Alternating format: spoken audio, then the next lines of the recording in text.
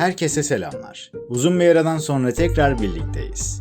Video yayınlamadığım bu süre zarfında birçok ilim ve enerjilerle bir arada olup sizlere hayatınızda büyük fayda görebileceğiniz yepyeni bir video serisi hazırlayacağım bilgi birikimini topluyordum. Kadim ve antik bir bilim olan numerolojiyi anlatacağım bu yeni serinin ilk videosuna hepiniz hoş geldiniz dostlarım. Tabi burada numerolojiyi modern zamanlara uyarlanmış bir formatta, herkesin anlayacağı bir üslupta ve biraz da eğlenceyle de harmanlayarak anlatacağım. Artık uzaylı mıyım, nereden geldim, geçmiş hayatlarımda neydim gibi bana gelen soruları cevaplamaya çalışmak yerine direkt size bunların cevabını kendi kendinize bulabileceğiniz bir müfredat getirdim.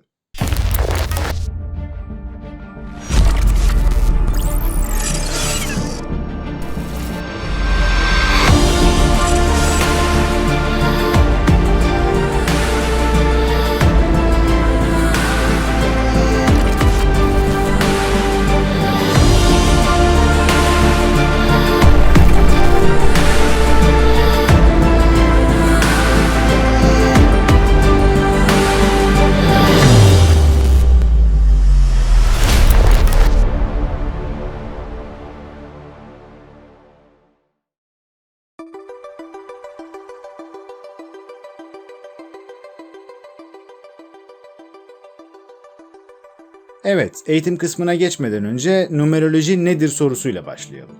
Numeroloji evrenin matematiğidir. Şöyle ki uzayda ses bilim ilkokul seviyesinde öğrenilir ve uzmanlaşılır. Hatta evrende sayıların bu derin anlamlarını bilmeyene gülerler.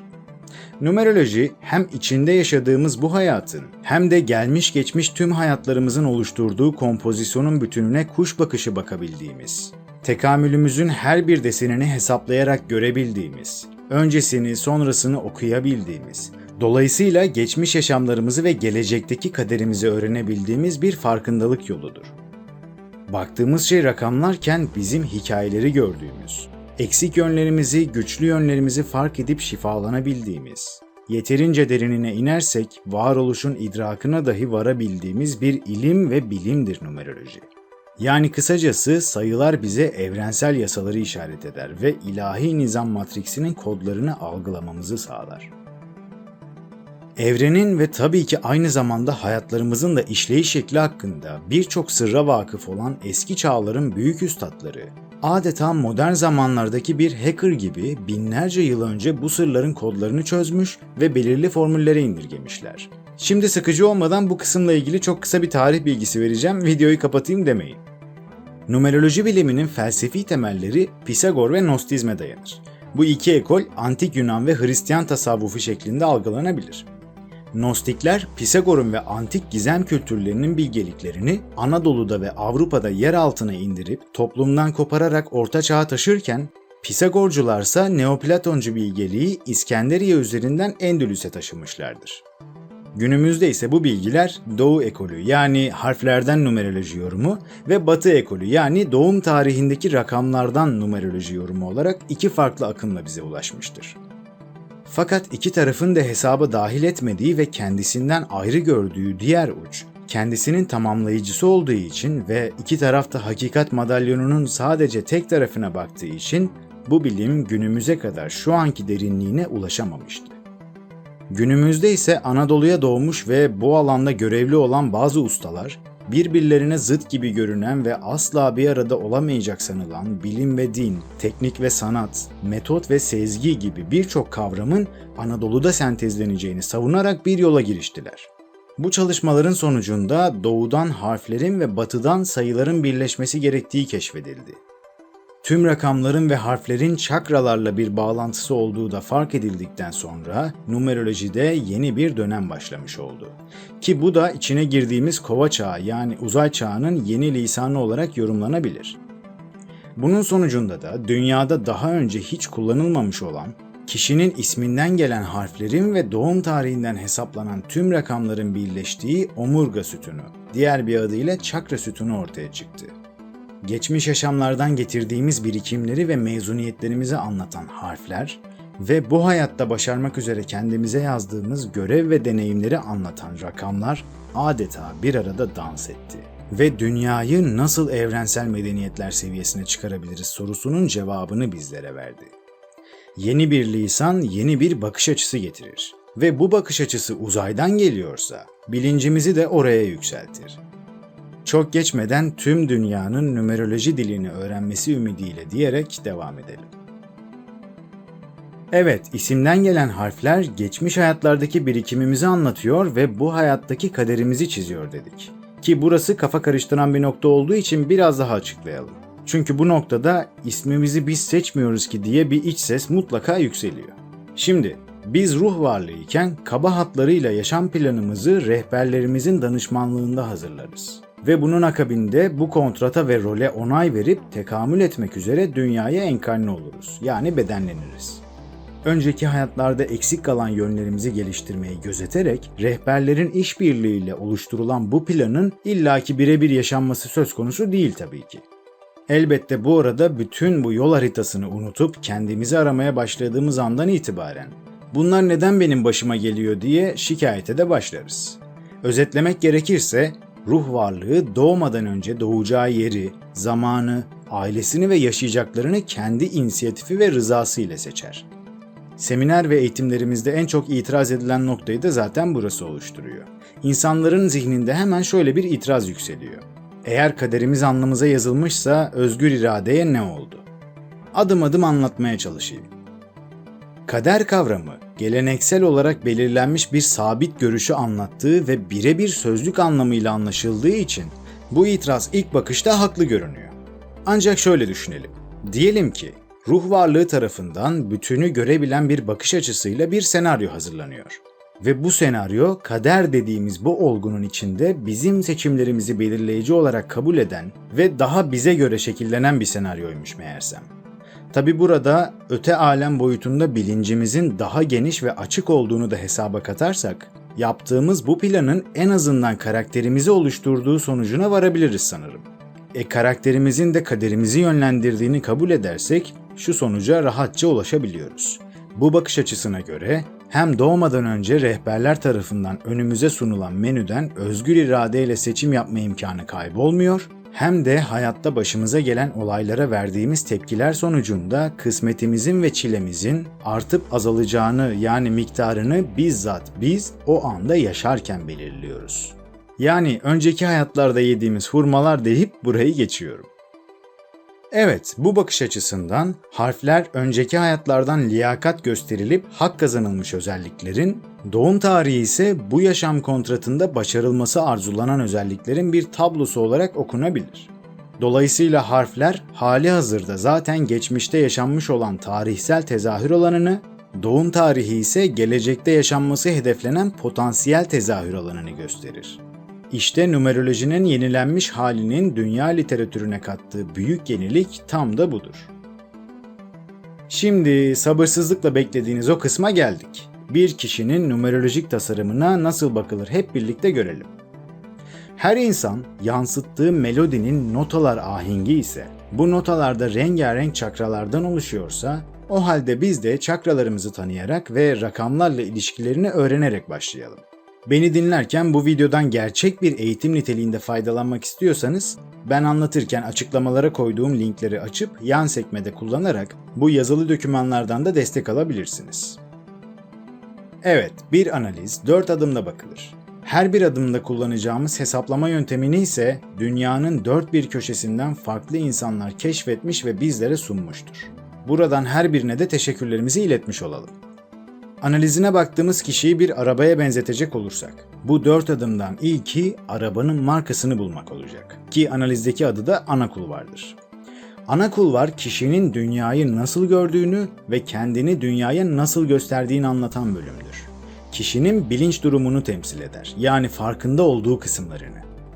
Burada varlığın ana kulvarını yani kaç numaralı tipolojiye dahil olduğunu hesaplayıp daha sonra kitabımızdaki bu tipoloji özelliklerini anlatan bölümü açıp kendisine okuyoruz.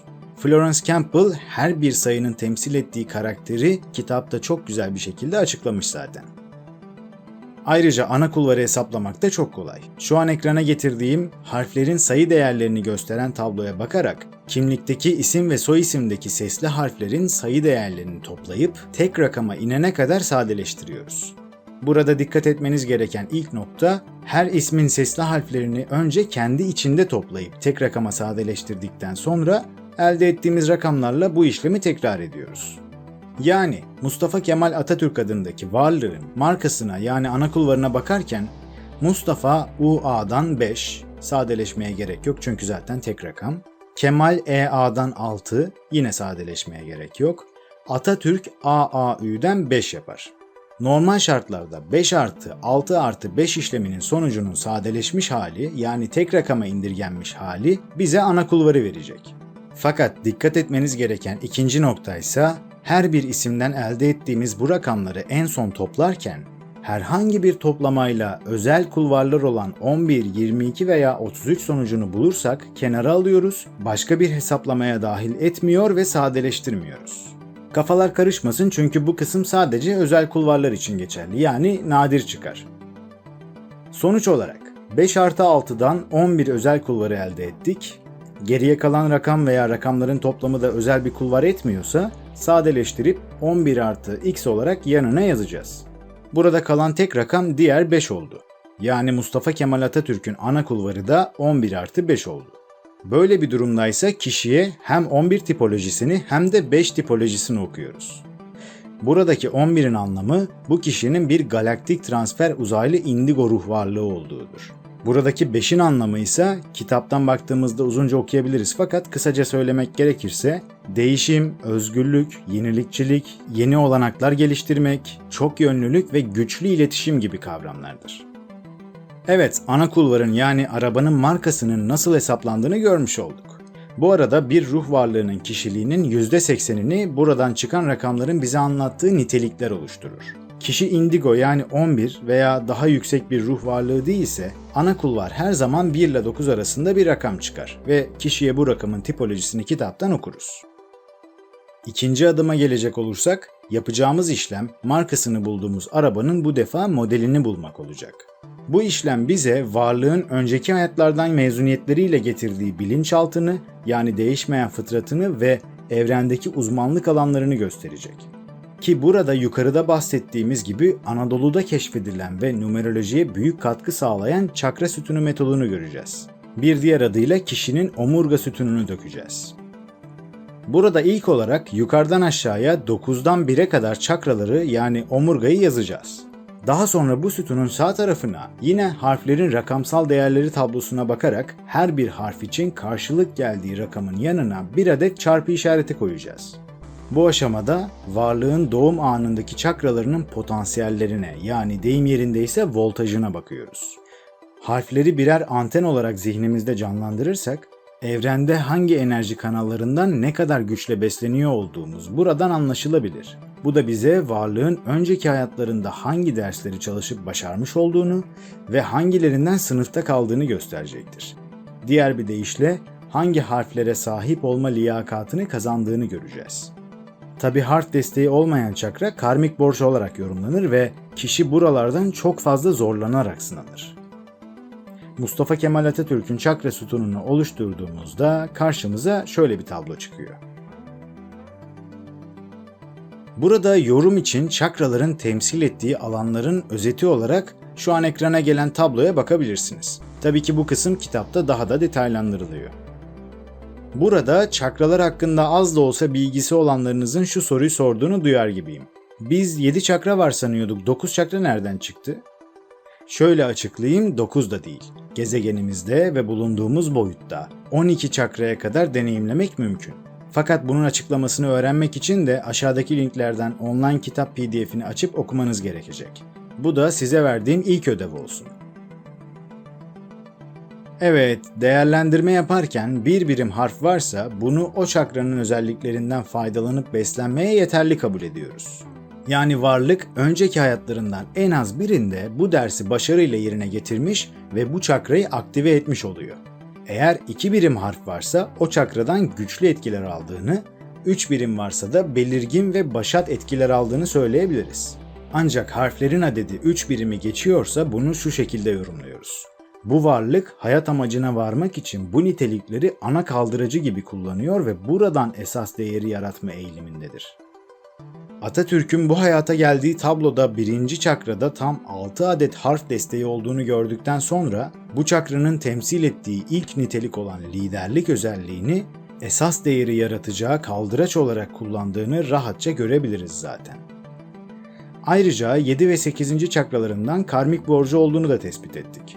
Tekamülünü yaşarken bu borçlarını hayat sınavlarıyla ödediğini ise sonradan aldığı gazi ve paşa unvanlarından görebiliriz. G ve P harfi 7. çakraya, Z harfi ise 8. çakraya yerleştirildiğinde çakra sütununda eksik kalmadığını, yani bu ruh varlığının kamil insan mertebesine ulaşarak bu hayata veda ettiğini gönül rahatlığıyla söyleyebiliriz. Ayrıca önceden Mustafa Kemal Atatürk iken 11+5 olan ana kulvarının, yani arabanın markasının Gazi Mustafa Kemal Atatürk Paşa olduğunda 11+8'e dönüştüğünü, yani 11 özel kulvarının bir üst mertebesi olan 19'luğa mezun olduğunu görmekteyiz. Şu an 19 nedir diye soruyorsunuz muhtemelen. Bunun için başta da söylediğim üzere açıklamadaki linklerden kitap PDF'ine baktığınızda bu özel numaralı kulvarların ne demek olduğunu daha net anlayabilirsiniz. Hem kamil insanlığa hem de 19'luk mertebesine tek hayatta yükselme başarısına erişen bu güzel varlığın ruhuna selam olsun. İsmindeki toplam harf ededinin de 19 olduğu dikkatli izleyicilerin gözünden kaçmayacaktır. Ulu Önder'in hayatındaki tekrar eden 19'lar konusu zaten uzun zamandır popüler medyada konu olmuştur. Evet, burayı da tamamladığımıza göre 3. adıma geçebiliriz. Şimdi de doğum tarihinden 3 farklı yolla hesaplanan tüm rakamları sol tarafa yerleştireceğiz. Bu 3 farklı hesaplama stili nedir diye sorarsanız, bunlar Dan Millman hayat kulvarı, doğum sayıları ve ilk adımda isimden bulduğumuz ana kulvar sayılarıdır. Rakamlar, yani sütunun sol tarafı, bu hayatta kendimize nasıl bir tekamül oluşturduğumuzu, ne gibi sınavlar, deneyimler yazdığımızı anlatır. Yani hangi kavramlardan ne kadar borç aldık ve bunlardan nasıl mezun olmaya çalışacağız?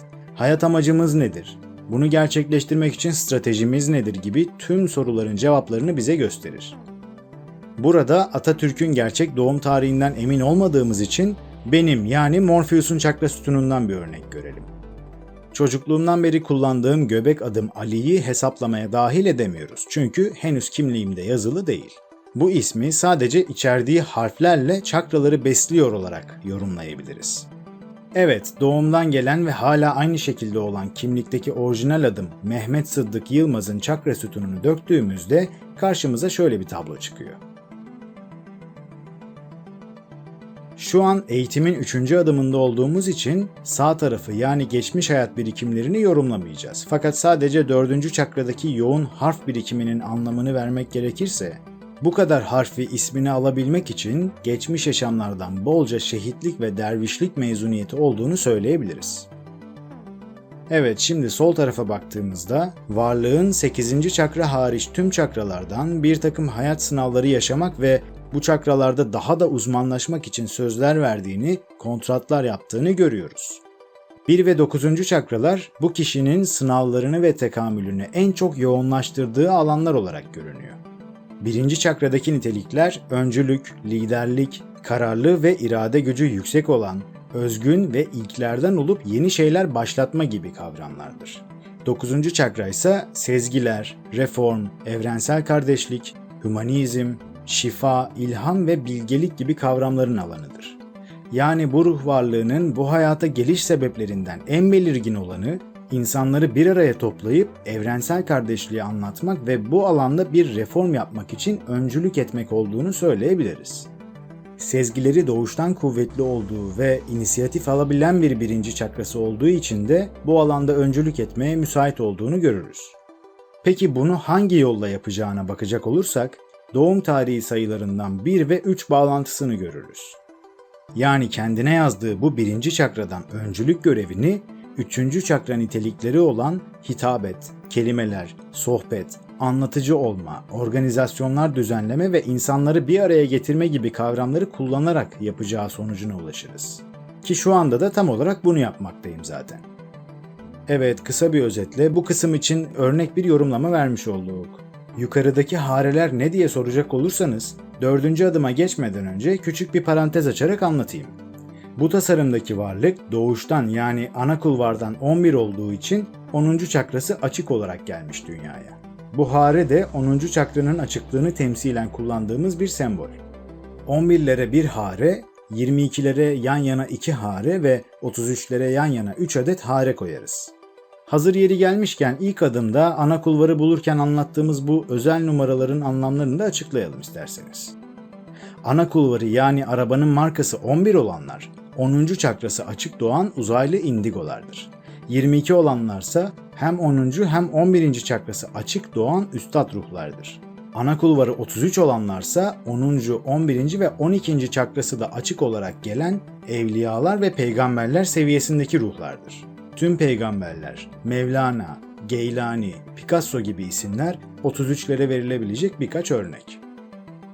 Burada normalde dünya literatüründe bulunmasa da çok yaygın görüldüğü ve yine bu numaralar gibi özel bir kulvar olduğu için 19 numaralı kulvarı da günümüz ustaları literatüre eklemiştir.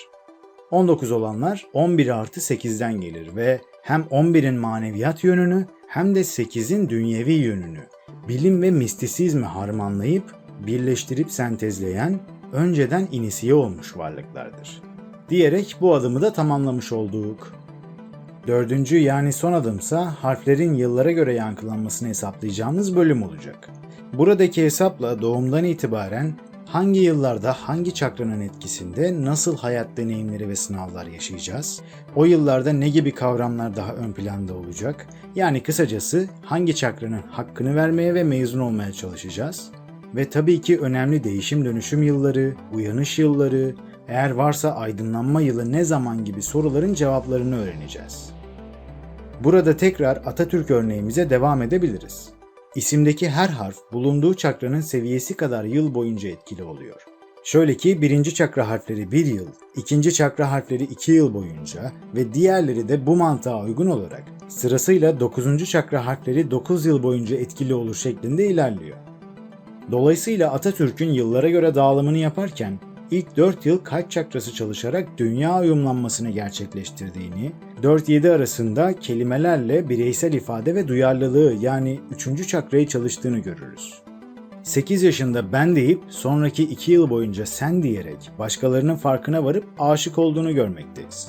16 yaşına kadarki dönemde farkındalık, sorumluluk ve aile değerlerini ifade ederken 17'de durup bir ben deme ihtiyacı, ertesinde hemen 2 yıllık sen deme ve aşık olmayla yine dengeleniyor. 20-25 yaşlar arası yoğun bir sosyalleşme çalışırken 25-29 arası sabır ve sebat çalışmakta. Sonraki dönemleri sırasıyla karakterinin oturması ve dünyaya nasıl bir eser bırakacağının şekillenmesiyle geçiyor. Arada bir ben deyip liderlik göstermeye ve akabinde sen diyerek bunu diğerlerinin faydasına sunmayı da ihmal etmiyor. 42 yaşında yoğun bir 9 yıllık merhamet, insanlık sevgisi ve hümanizm dönemi 51'e kadar sürüyor. Son olarak aşkta karar kılıp orada 2 yıl geçirdikten sonra başa dönüp tekrar M harfiyle 2. tura geçiyor. Derken 4. adımı da bu şekilde tamamlamış olalım.